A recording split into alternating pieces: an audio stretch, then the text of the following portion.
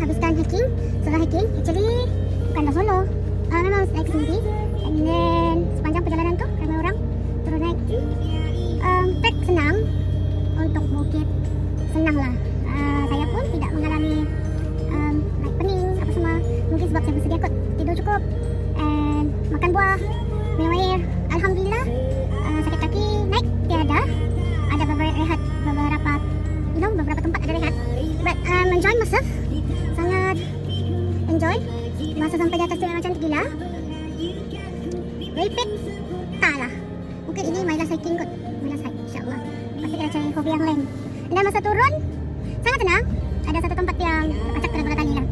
And then, kaki sakit lah. Sebab itu masa turun tu kita ada selipar sukan. Memang tenang lah naik bukit. Di jalan sendiri. Banyak. Best lah.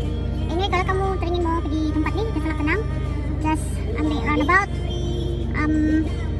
Dari Jabatan Raya.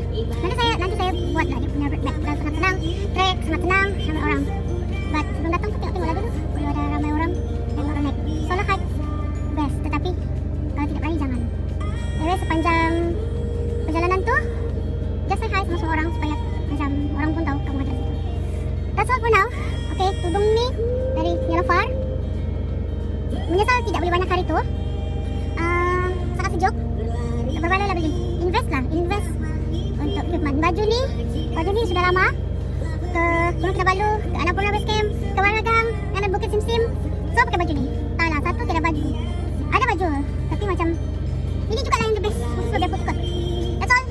Selamat hiking. Salam hujung minggu. Stay safe, stay good health, and be positive.